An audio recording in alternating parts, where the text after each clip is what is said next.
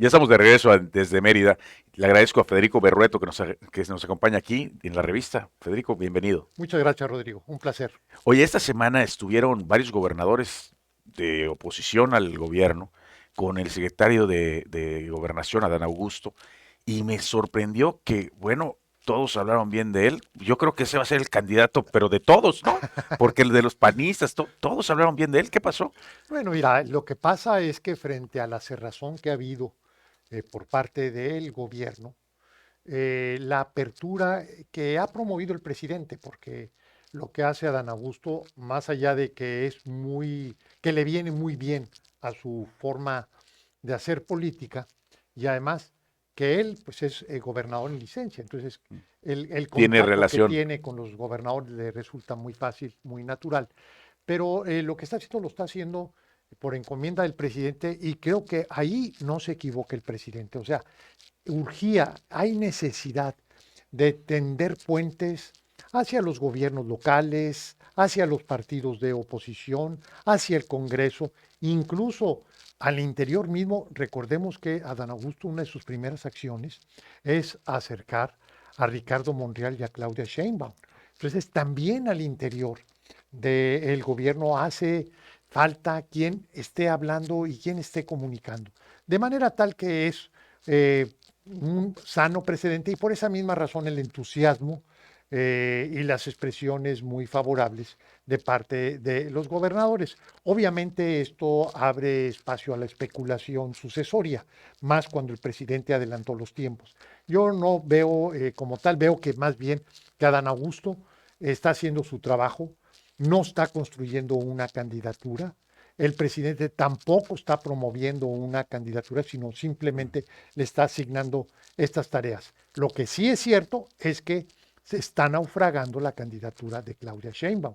Y si en las elecciones que vienen este año Morena no gana 5 de 6, la primera reflexión que va a hacerse al interior del grupo de Morena va a ser que si Claudia pudiera ganar, si la situación se está volviendo mucho más cerrada, más competida. Entonces, veo, sí, dificultad En esa en la, candidatura. en la candidatura. Está creciendo la dificultad en torno a Claudia Sheinbaum y ella misma, al mimetizarse con el presidente, se despojó de sus principales atributos. Entonces, se le ve mal a Claudia Sheinbaum y en condiciones de que se cierre la competencia, sería percibida como una candidata perdedora.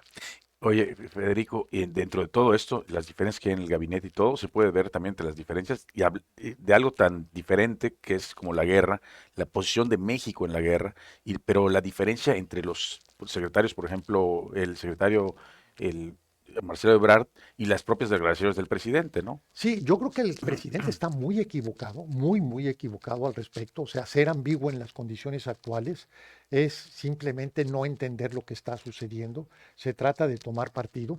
Y esto lo sabe muy bien, no nada más Marcelo Ebrard, sino también el embajador de México ante la ONU, que es el doctor de la Fuente. Y ambos son muy claros en que pues se tiene que tener una postura de condena a Rusia. No es un conflicto, es una invasión. El presidente se refiere a un conflicto y que hay que mantener el diálogo con ambas No partes. hay nada No, que hay dialogar. un invasor y en ese sentido, pues simplemente veamos el voto de la ONU. Prácticamente unos cuantos países fueron los que aprobaron, más bien apoyaron a Rusia. Más de un centenar estuvieron en contra y todos los países democráticos. Hay alguna excepción ahí, pero se entiende por el armamento que abastece Rusia a la India, que la India mantuvo esa postura neutral, pero hasta la misma China se abstuvo. Eh, eh, Creo ahí el presidente tiene una postura muy desinformada, muy al margen. O sea, el presidente no está eh, con la sensibilidad de lo que está ocurriendo en el mundo y eso es lamentable. Y de ahí que se den estas diferencias. Bueno, qué bueno que finalmente la voz que importa, no digo que la del presidente no importa, pero la del presidente importa mucho hacia el país, pero la que importa es la que se está expresando en la ONU, la que está expresando en el mundo, y esa la llevan Marcelo Ebrard y el doctor de la Fuente. Y bueno, volviendo a eso, también hay diferencias precisamente dentro del propio gabinete, porque vi que cuando en el caso de Michoacán, del fusilamiento o lo que pudiera ser, el presidente se expresa de una manera Sí, y su procurador, en una entrevista que le hacen en el radio, pues acepta que sí pasó todo lo que sucedió, el ¿no? subsecretario, El Ricardo subsecretario, perdón. Mejía. Sí, lo que sucede es que allí el presidente, el lunes, la matanza ocurrió, o la ejecución, esta sucedió el viernes, y no hubo información, ese es el problema. Y las autoridades estatales que llegaron tarde, más de 3 horas, después de haber ocurrido el incidente o la ejecución, y además que les dio tiempo a que los asesinos pudieran Limpiar. limpiar la escena del crimen, recoger cadáveres, etcétera. Y seguramente el gobernador le informó al presidente en la noche o muy temprano de lunes, pues que no había certeza de que había sucedido la ejecución porque no encontraron los cadáveres. Entonces, el gobernador no fue claro y el presidente lo malentendió. El tema aquí, Rodrigo, es que el presidente todos los días tiene una reunión De de seguridad. gabinete de seguridad donde supuestamente repasan los temas. Entonces, hay una Guardia Nacional de 100.000 miembros, hay un servicio de inteligencia precisamente para ese tipo de cosas, para que el presidente salga el lunes públicamente desinformado, porque ahí lo que era claro es que el presidente no le entendió al gobernador o el gobernador no fue claro con el presidente, pero el presidente incluso se burla de un tuitero, bueno, no tuitero, de un personaje que puso un tuit, y de dos periódicos importantes, El País, Reforma, porque hablaban de una ejecución y si ni siquiera habían encontrado los cadáveres, pues sí no encontraron los cuerpos precisamente porque lo recogieron.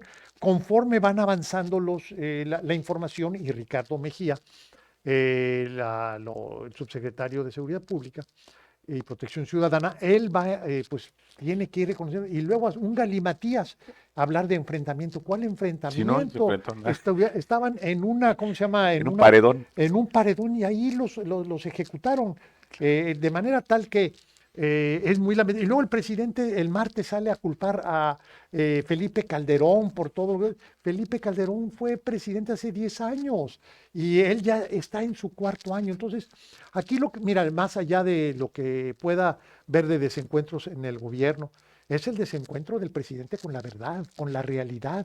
Y los mexicanos se están dando cuenta y lo que estamos viendo en los estudios de opinión es que el presidente está perdiendo mucho apoyo y está generando también mucho rechazo. Yo no hubiera esperado que esto ocurriera tan temprano. Sí, lo veía yo para el quinto o sexto año de gobierno, pero no a principios del cuarto año de gobierno. Y esta situación le debe preocupar al presidente y a sus colaboradores porque esto va a crecer, no va a disminuir. Esto, esto viene a ser, digamos, ni siquiera o sea, hablas de algo gravísimo, pues la desinformación de un presidente, lo cual viene a ser peor que tomar, o sea, toma malas decisiones con base en información Sí, falsa claro. y no, eso no puede ser. Pues sí, mira, está sucediendo, está en el transísmico, el tren pues que se descarriló porque la obra está mal construida, el atraso que hay en el tren Tren Maya, Maya. el problema que hay con el nuevo aeropuerto, un aeropuerto incomunicado. O sea, lo que estamos viendo es un presidente aislado, pero además muy mal acompañado. Quienes le hablan al oído, pues más bien lo que hacen es asusarlo en lugar de orientarlo y apoyarlo.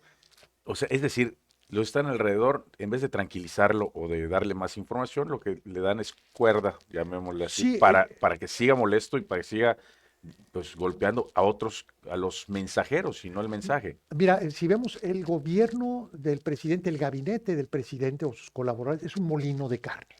Ve dos secretarios de Hacienda.